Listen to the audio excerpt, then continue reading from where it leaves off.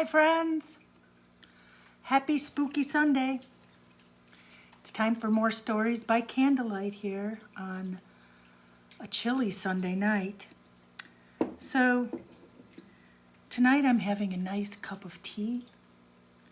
I've got a chamomile fennel seed. So how about we do a cheers with our cup of tea or our cocktail or whatever it is. And here's to Spooky Sundays. Cheers.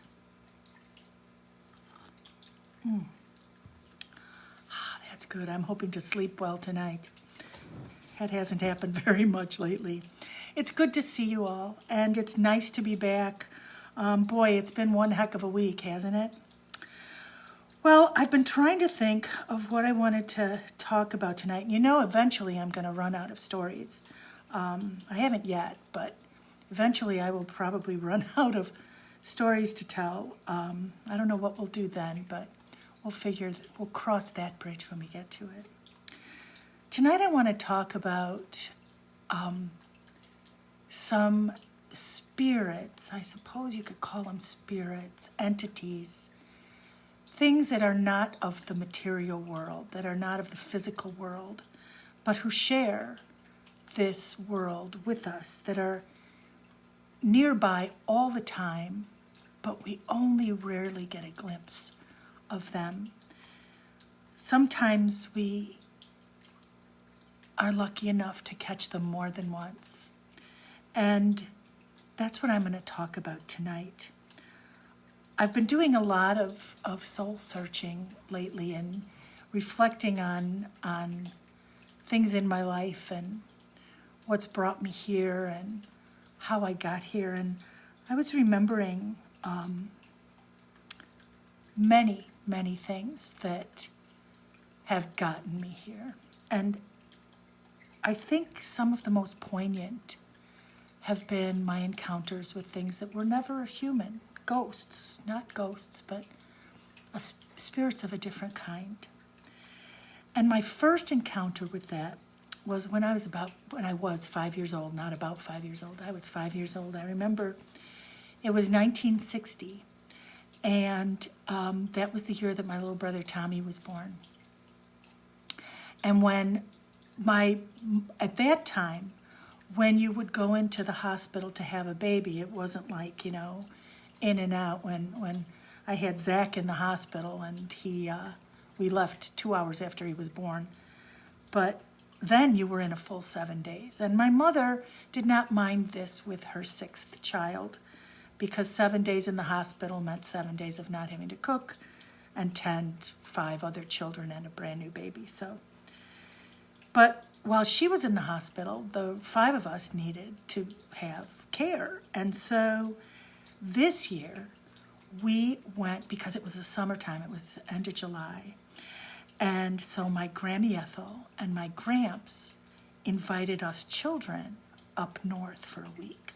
Now, we had been going up north since I can remember, since babyhood. My Gramps and Grammy Ethel had built this cabin in the 40s, I believe. It's on a lake called Bond Lake up in Wisconsin, beautiful sand-bottomed lake.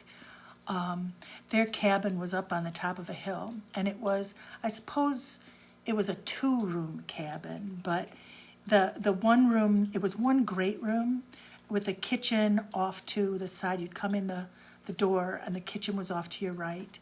And then straight ahead was like a small bedroom that was actually, it was just had the walls built around it, but didn't go all the way to the ceiling. So it was just a little bit of privacy for a bedroom and then a bathroom. And there was a great dining room table there that my Gramps would hold court at. Well, this year, we would usually go up with my parents and be there for a week or sometimes 2 weeks. And this time, my parents stayed back in Chicago so that Tommy could be born. Well, we didn't know it was going to be Tommy at that time, but turned out it was. And the rest of us went up north. Now, Gramps came and picked us up and drove us up in his big car. And he always had these big, comfy cars. And we all piled in the car. I cannot imagine how this happened, because there weren't seat belts or car seats, and I don't recall the trip. So either it was uneventful or it was really traumatic. But we got up north, and up there, I told you a little bit about the cabin already. Well, my grandma had she was amazing, Grammy Ethel. She was just always perfect, you know. Her hair was always done. She always wore earrings, even up north. In the morning, she had lipstick. You know, she always looked great. And we were always dirty and ratty and that sort of thing, so I especially admired her for those qualities. But up north, there was the main cabin, and then there was a bunkhouse. And the bunkhouse was just a little building that had a shower and a sink in it. There was not a commode in there, just the shower and sink. And then these Army surplus from World War II surplus bunk beds with the steel frame and the super thin mattresses and the wires, you know, and then it squeaked like crazy. And we each got a sleeping bag that were these green cotton stuffed with God knows what sleeping bags. It smelled kind of funky, but they had this like flannel inside and this green cotton outside, and we had a pillow, and we'd roll those out on those bunks, and we got to sleep in the bunkhouse, not in the house without parents. We got to sleep without parents in this special little bunkhouse. Now, out there with us was our aunt and uncle, Judy and Jeffy, and they weren't much older than us. Judy was, if I was 5, she was 9 maybe, and then Jeff was just a little bit older than her. And so they were preteens or early teenagers, and all of us slept out in this bunkhouse, and it was an adventure, and it was great. When we got there, we'd put our shoes under our bunk and never put them on. Now, when my mom and dad brought us up, we'd have to put our shoes on Sunday to go to church. But I imagine my grandparents thought that taking 5 squirmy, dirty little shipper's children to church was a little more than they cared to do, so we didn't even have to put our shoes on because we didn't have to go to church. It was swell. So it was a child's paradise. Wild. There was a mile-long or more than a mile-long 2-track to get back to the cabin off of just a very narrow road. And I think in my earliest days, it was even sand at that time. It may have been paved, but it was not. It was when you left town, you turned off the highway past the general store, and you drove past nothing. And then down this 2-track that had these wagon wheels at the end of the 2-track, and into Grammy and Gramps' where their house was. And their cabin was on the top of a hill that rolled down to the lake, this big steep hill that went down to the lake. So from between the bunkhouse and the cabin, there was a wooden sidewalk. And if you came out of the bunkhouse and walked, the cabin would be on your right. But if you kept walking, you would get to the top of this staircase that went down with a landing and then down some more and down some more. It was this steep hill with lots of stairs to get down. It was wonderful. So we loved sleeping in the bunkhouse, and I especially loved cozying up in that sleeping bag on those cool nights. You know, in the city, the nights stayed hot, and you could just sleep. You had to have a sheet, and you had to tuck that sheet up around everything so that the scary things in my home in Chicago didn't touch us. But up north, you didn't hear the sound of people calling your name.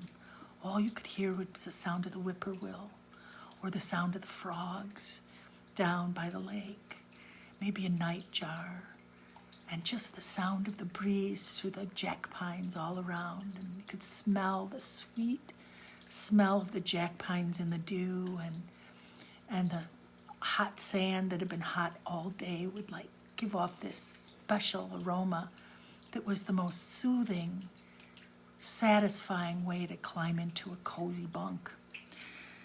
So I did that. We all climbed in, and we'd all, listen to stories and talk a little bit and fall asleep like that. Was just wonderful. Well, one morning, I woke up and it was still just barely light. The sky was just had like a bluish tint to it. But I woke up wide awake, and I could smell from the house the smell of coffee and of bacon cooking. So I woke up and thought, made me feel a little bit of hungry. You know, you're playing like crazy all day, and everybody else was still asleep in the bunkhouse. So I very quietly got out of the bunk, and I just pulled on my jeans and a sweatshirt because it was chilly, barefooted, and I rolled up my sleeping bag, because the first thing you had to do when you got up was roll up your sleeping bag and make sure your pillow was kind of inside it, because otherwise ticks and spiders and all manner of deadly things would get in to bite you at night when you climbed in. So I quietly rolled up my sleeping bag, and I carefully opened that squeaky screen door and closed it gently behind me. And when my feet hit the wood sidewalk, it was damp with the heavy, heavy dew, and it was so foggy everywhere. You could see, okay, I could see the cabin, but it was super foggy.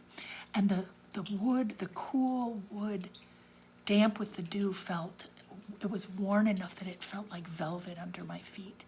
And I just scampered across that wood sidewalk and up the couple of steps into the cabin, and it was bright lights burning in there.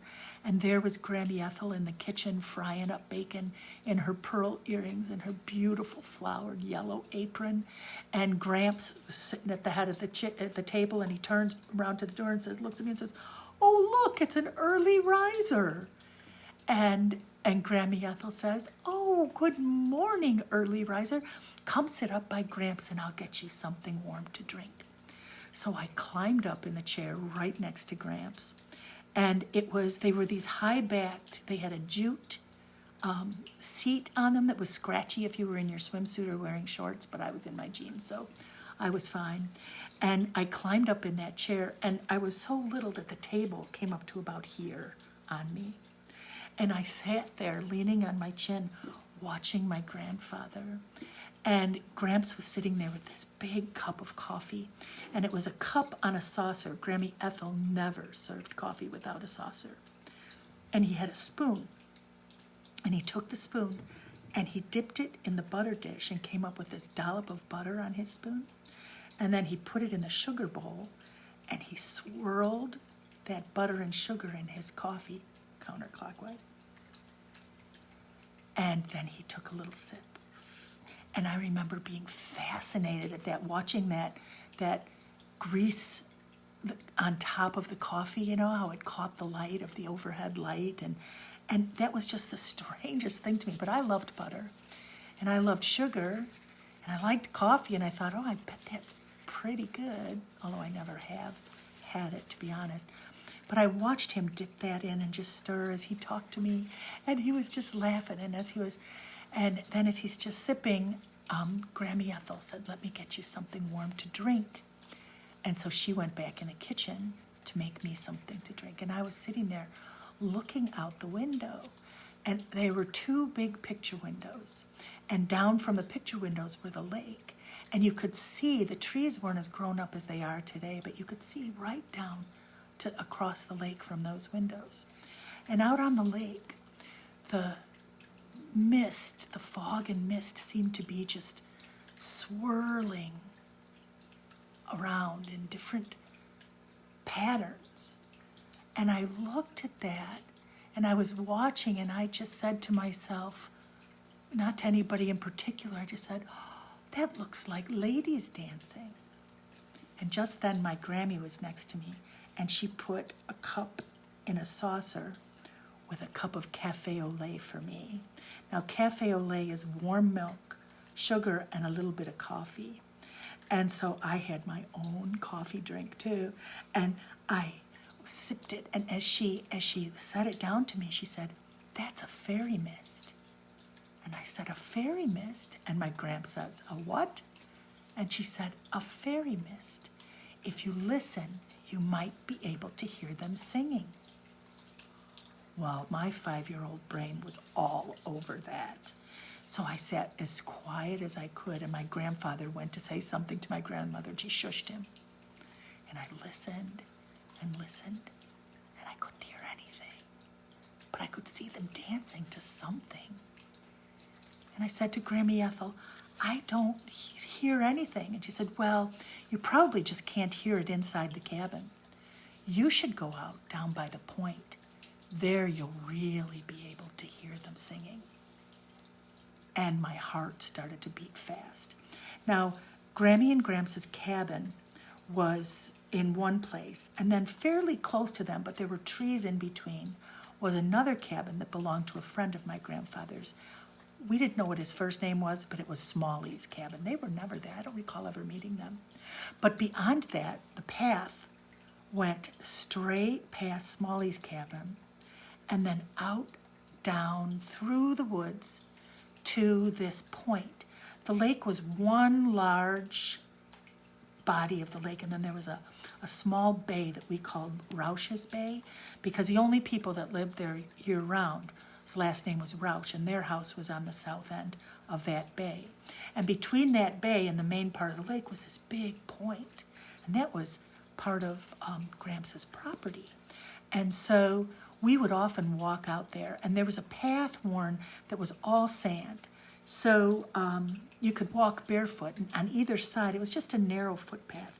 And on either side, there were like brambles and scratchy blueberry bushes and things like that. So even if you couldn't see real well, you could stay on the path because your feet would know the sand and know when you got off of it. But the thought of walking all the way out there probably wasn't more than 100 yards, maybe 200 yards at the most. But it was off alone in the wilderness. And my 5-year-old self had never been alone anywhere, let alone the wilderness, to go listen for fairies. And I said, are you sure I can go there? She says, yeah, just go find the sitting tree.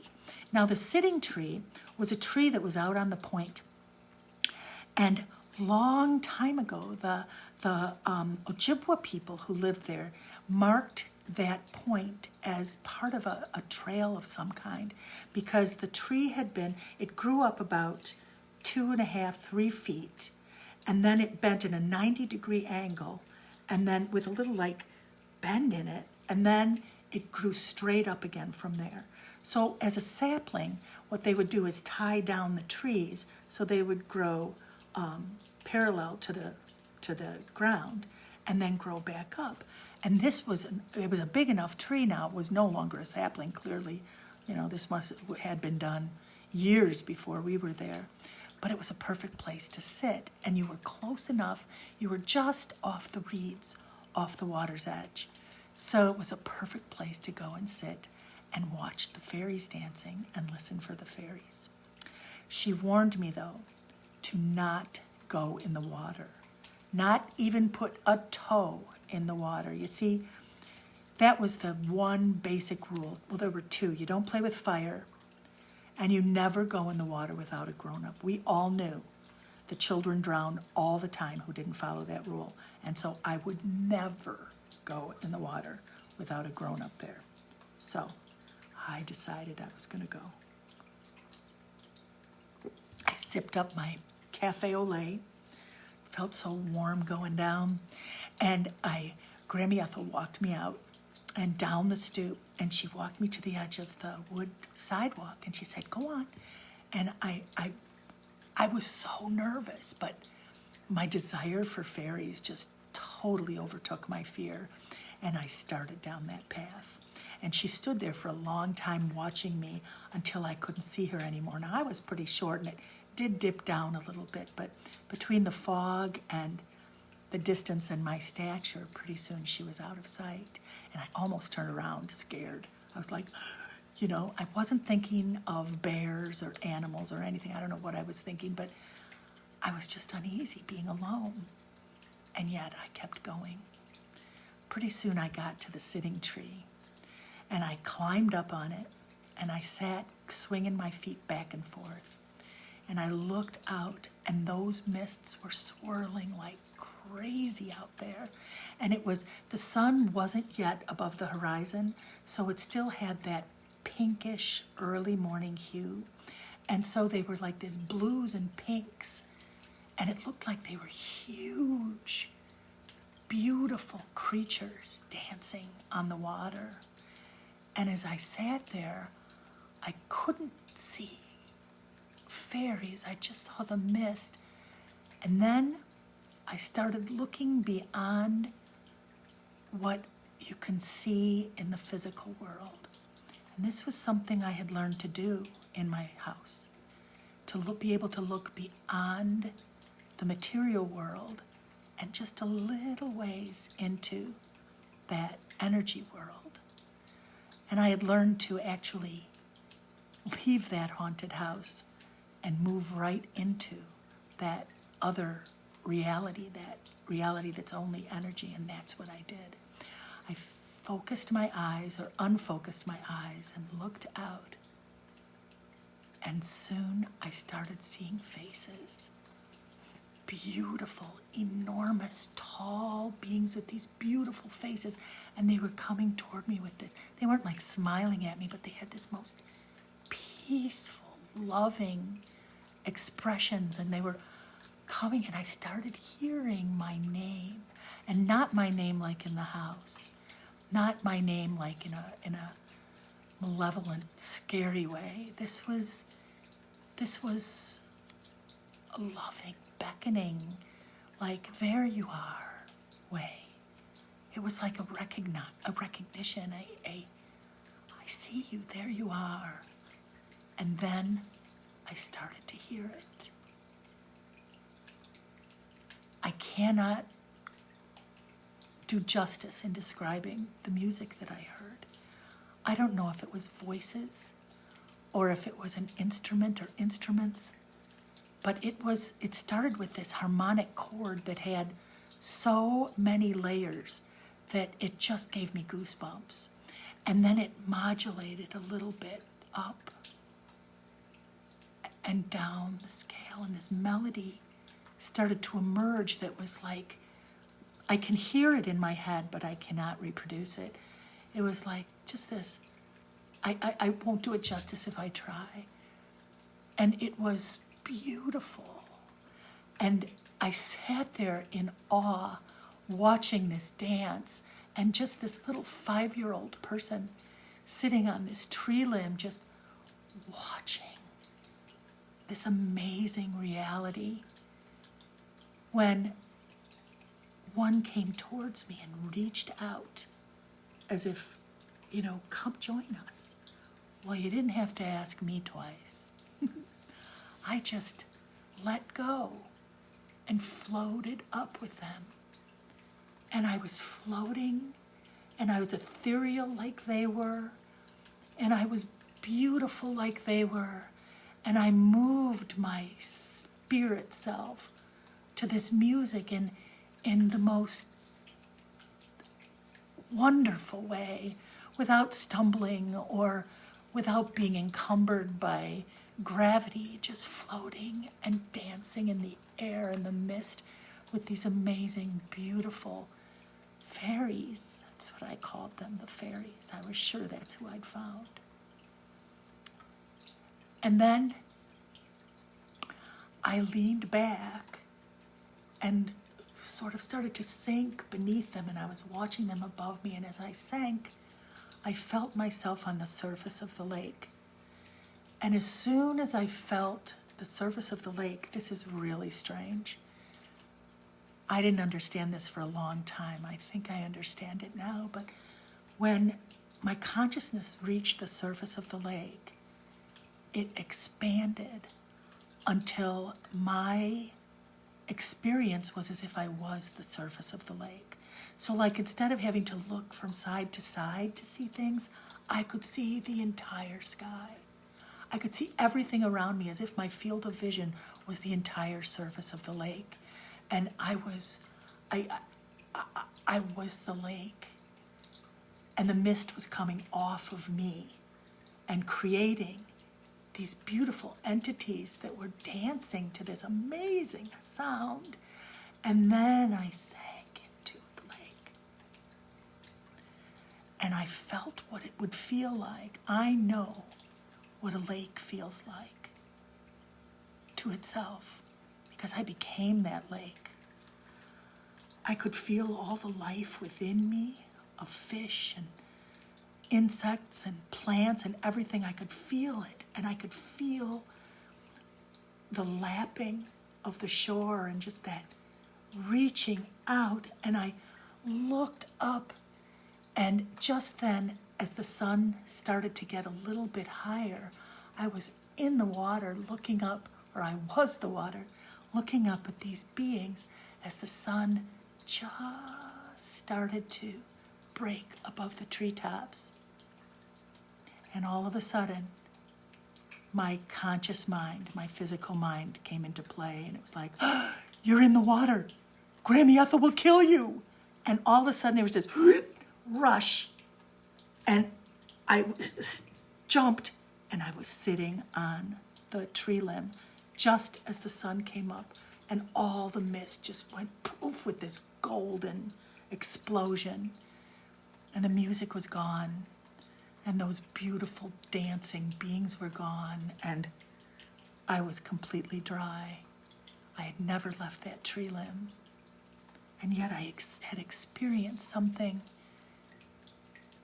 that even in my darkest days gives me hope, knowing that that's there.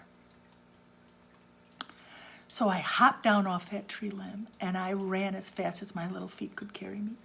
And I burst through that kitchen door, and my brothers and sisters were all sitting at the table, and they said, where were you? And Grammy Ethel rescued me. She came and put her arm around my shoulder and said, never mind, come on and sit down over here.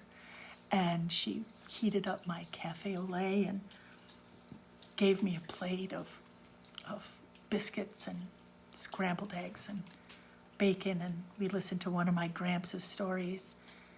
As she handed me the plate, she looked at me, and I just looked at her, and I think she saw, and she winked at me. And I knew she knew. And I knew she knew I knew. And we never spoke of it, ever. But that was something that maybe she saw when she was a girl, or maybe when she wasn't a girl. And from that moment, I've known that there are things that aren't scary, that are beyond our daily perception.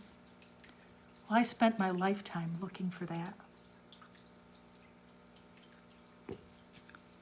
And after that, I went home, and there was a little Tommy, and life went on, and I grew up, and I got sick when I was really young. I was, I think, 13 when I got sick, and I had a lot of physical difficulties through my adolescence and adulthood, but I never forgot how easily I moved through that space, and I continued to do that, although I did not encounter those beings in that astral place, in that non-physical place that I would send my spirit to when things got rough. Until my 40th year. Now, when I was 38, we discovered that what was misdiagnosed for something that was supposed to take me out in my 30s was Lyme disease. And so I got treated, and I was one of the first people treated in Michigan. I got it up north. But since they didn't know all that much about it, I got huge doses of the antibiotic that they don't do anymore because it's kind of dangerous, and it made me very, very sick, but it worked. And for the first time that I could remember since being a child, I was able to walk and move without too much pain, and life became so sweet. Oh my goodness. And at that time too, my kids were a little older. I wasn't so stuck in, with toddlers. My children could get their own drink of water. And so my dreams started turning into memories. And by my 40th year, I was experiencing this amazing awakening or reawakening. And I was having these series of dreams that put me in a place thousands of years ago. Not thousands of years ago, maybe Iron Age, maybe before. I could see myself, and I remembered rituals. And I remembered words, and I remembered prayers and people. And I would see these in dreams all the time. And then I would see something waking, and I would recall these amazing, this time before this life, this time that I lived thousands and thousands of years ago. So the summer that I was going to turn 40, we spent like 6 weeks up north. And at this time, it was on Bond Lake, but my uncle had bought this boys' camp that had been across the lake and turned it into a family compound, Camp Jack Pine. And they had renovated several of the bunkhouses for campers into little cottages. And there was a lodge with a kitchen to cook together. And we had been doing Granny's Camp for years at Manabar at my mom's place, and all been squished into, sleeping on the floor in the living room. And so this year we were invited to come bring the older kids to Granny's Camp at Camp Jack Pine. And then my uncle made the offer that if we wanted to stay for the summer, that he would facilitate that and make it possible for us to do that. So we had 6 weeks where my sisters, my cousins in my generation, and their children, Bunce was there a lot, but he had to come back and work in Cadillac a few times, but it was like Amazon camp, because it was mostly women and children living at this camp. And there was a guy there, Builder Bob, who he was the caretaker and the builder. He was building the cabins. And so I was in charge of the older kids doing camp things, and my job was my cabin was right next to the bunkhouse that all the kids stayed in, and they had a boys' side and a girls' side, and it was so wonderful to have a place like that and spend all that time together. And, 6 weeks away from your daily routine also gets your mind in a different place, and your whole demeanor in a different place, I didn't worry about anything while I was there except, keeping an eye out for the kids and helping with meals and all that. But it was like the entire world just disappeared, and we were a village of cousins and sisters, and it reminded me so much of a place I had been thousands of years ago, of a village of women and children and a few men. And I just dreamed this over and over again. Well, the cabin where I was sleeping, the little cottage where I was sleeping, was really cute. It had like one main room with a big queen-size bed, and then a little sitting area off to the side, a small galley-type kitchen, bathroom in it, and then a screen porch off the side. And the foot of the bed faced the lake and the picture window for the lake. And one morning, I woke up just wide awake and sat up in bed, and I didn't have my glasses on, so I just sat up, and there was like this chill in the air. It was in August, and I kind of felt energized. I just felt like I was wide awake and something magical was happening, is what I felt. And so I grabbed my glasses and I put them on and I looked through the window, and what do you think I saw out over the lake but the fairy mist? I saw the swirling mist rising off the lake. The air was cooler than the water, and it was creating these little, I don't know what they're called, vortex or whatever, that moved the mist up above the lake in these swirling patterns. And I was like, oh, the fairy mist. And I was going to go down to the lake. So I climbed out of bed, and I put on just my robe and my flip-flops and nothing else. And I was going to go down, and I was going to watch for the fairies and maybe do an early morning skinny dip before anybody else woke up. So I walked down the path, and when I got down by the beach, I came back along the shoreline to get away from where any of the other cabins were. So if anybody else woke up, they wouldn't see me down there. And get, so I was far enough away from where the others were, where the compound was, for some privacy. And it had that pinkish blue tint to the sky. And I stood there in my robe, and I just stepped out of my flip-flops and put my feet in the water. And I got this memory of doing this thousands of years ago, thousands of times.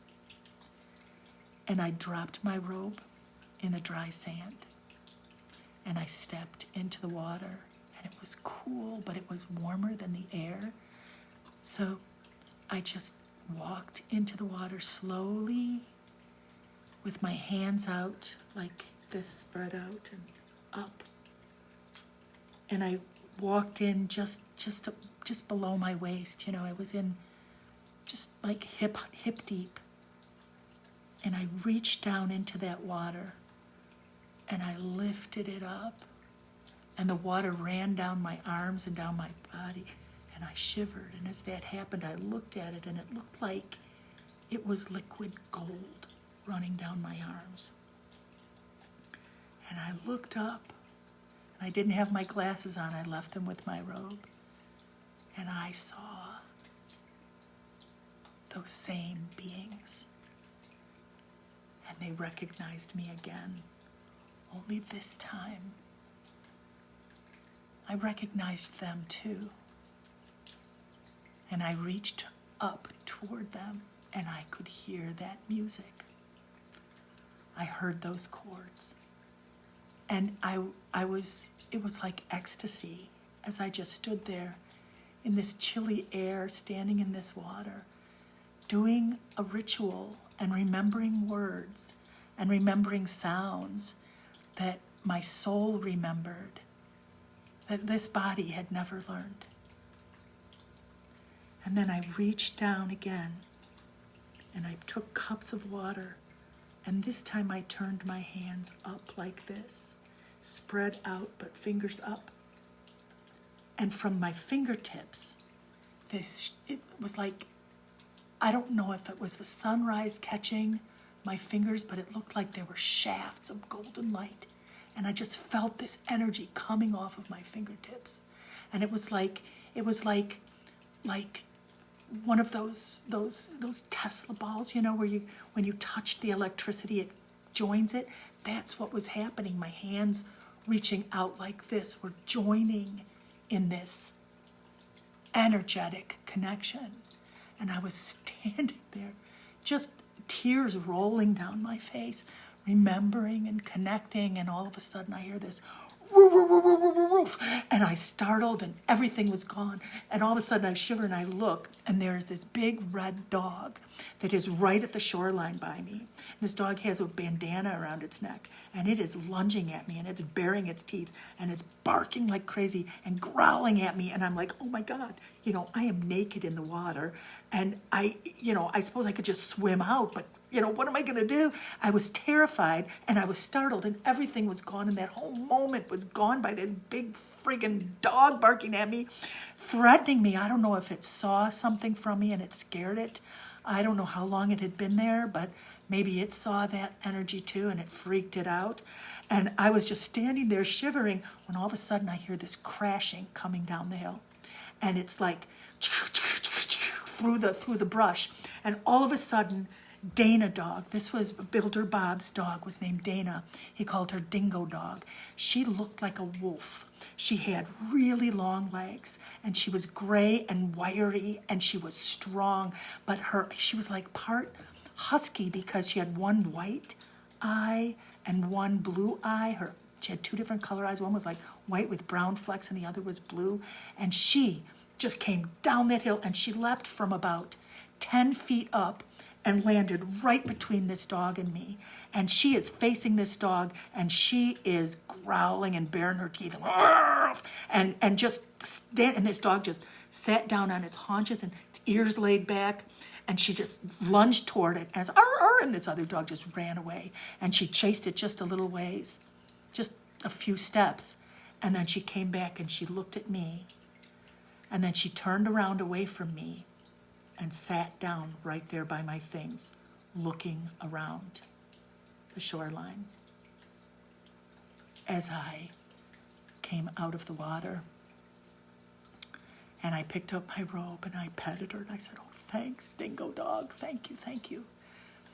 And I put my robe on and my flip-flops, and she stayed right against my body, walking next to me. She walked me all the way back up to my cottage. She sat down right outside the screen door and stayed there while I went inside. I took a hot shower because I was pretty freaked out. And I got dressed and I was ready for the morning, and it was now probably 6 o'clock in the morning. So I thought I'd go down to the lodge and think about pulling out stuff for breakfast because kids would start waking up. And as I opened my door to go out, she was right there. And she stayed right next to me as I walked down to the lodge. She waited outside that door. And when I'd go for my morning walks, I would take a walk every day. I'd put in a mile a day, at least. She stayed right beside me all that day. That night, she laid down outside the door of my cottage and went to sleep out there. She did not leave my side. Bob said to me, "What you trying to do? Steal my dog away from me?" And I said, it's not me. This is her choice. I didn't tell him what had happened, but she was there to protect me. And she had been there before. Maybe as a wolf. I don't know. But the rest of the time we were there, I didn't make her sleep out on the outside of the screen porch. Bob even brought her big bundle bed and put it on inside the screen porch of my cottage so that she could sleep there. She did not leave my side the entire time we were there. And she would just look at me, and when we were walking or doing something, she wouldn't look at me. She was looking around. She was always looking around by me. She became my protector and my guardian. And that was a long time ago, so I know that Dana Dog is no longer here, but maybe back again. And when I think about that experience and that level of remembering, I know that that won't be the last time that I connect with those beings. I don't think they're just there at Bond Lake, but they are definitely there at Bond Lake. And those particular ones are there. And those of you who go up north or who know Bond Lake, if there's a particularly misty, foggy morning, wake yourself up before sunrise and see if it's going to be there. And then put yourself out there and look beyond what you can see with your eyes, and look with your inner eye, with your third eye, or with your heart, and maybe you'll see them too. Bond Lake is a lot different now. There are houses all around it. When I was little, there were, I think, 5 houses on the entire lake. Only one inhabited year-round. Now there's houses every 100 feet, it seems. But there are still places beyond this physical world where they can dwell. And I know they're there. They've been there forever and will probably be there forever too. Maybe we've been here that long. Maybe, I don't know. I don't know if you've ever had memories of things from long ago that seem to lend itself to your experience at this time in life. You know, this has been a particularly difficult week. Scary last week with my husband having health issues that are turned out to be okay. So those of you who are worrying, he's fine and we're doing well. But you know, those kind of reality checks. And then the rest of the week and Friday, and this new year is starting without this new year, Rosh Hashanah, New Year, is starting without a great defender of justice. But I'm not afraid, because we've been in dark places before. And although things can get difficult, we're not alone. We have each other, and we have things beyond us. We have those beyond us who are there. May we always have a dingo dog that crashes down the hill in the nick of time and stays by each of our sides to make sure we're safe. May we always have someone beside us, whether here or beyond, someplace else.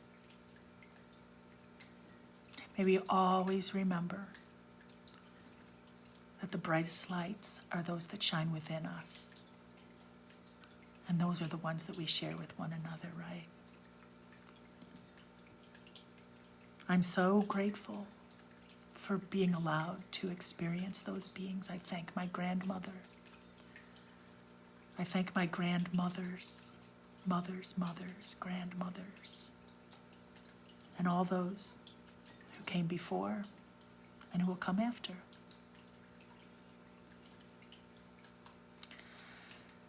That's all I've got tonight. It wasn't a spooky, scary story. Maybe I'll come up with something scary next week. Hey, what if I read a chapter of my book next week? Maybe I'll pick a chapter and read that next week. I don't know. I'll figure something out. But meanwhile, be well. Drink delicious herbal teas. Do what's good for your body and for your soul. Smile at one another through your mask. See, you could still tell I'm smiling. Put love out there, right? Be safe, wash your hands. And I'll see you next week. Sleep well.